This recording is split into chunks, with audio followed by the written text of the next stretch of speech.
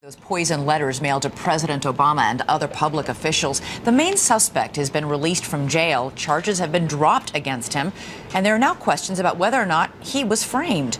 ABC's Matt Gutman is in Oxford, Mississippi, with the very latest on this story. Good morning to you, Matt. Hey, good morning, Elizabeth. That suspect, an Elvis impersonator who was thought to have been the mastermind behind that poisonous plot against the president, he walked out of that courthouse just yesterday. Now the FBI is focusing on his rival, a karate instructor. Overwhelming, to say the least.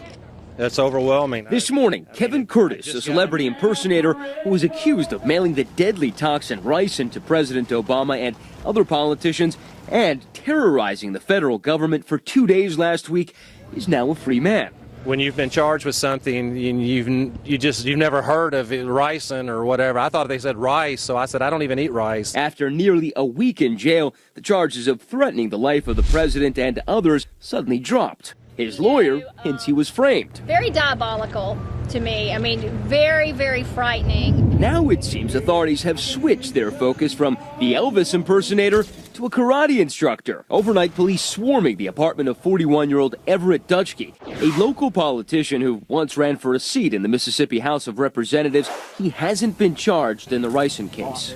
But in this picture from 2007 on his MySpace page, he is seen with Senator Wicker, one of the recipients of those Ricin letters. Dutschke and Curtis's alleged feud goes back years. In 2007, it seemed to get ugly. Dutschke apparently posting a video on YouTube and implying Curtis was tearing down his campaign signs. And just a couple of weeks ago, Curtis posted a report on Twitter that Dutschke had been charged with molestation. This mugshot was taken from that arrest. But the pair does have some things in common. They're both musicians.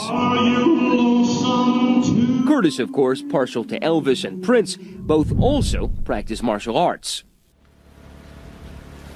They also had something else in common. Both claimed to be geniuses, members of Mensa, really. They also said, both of them, that they had nothing to do with the ricin-laced letter sent to the president and others. And now Dutschke's attorney is saying that he is cooperating fully with the investigation. Elizabeth. Both claim to be geniuses. Okay, but getting back to the charges that this first man was framed, are there any charges about any evidence to support that? I mean...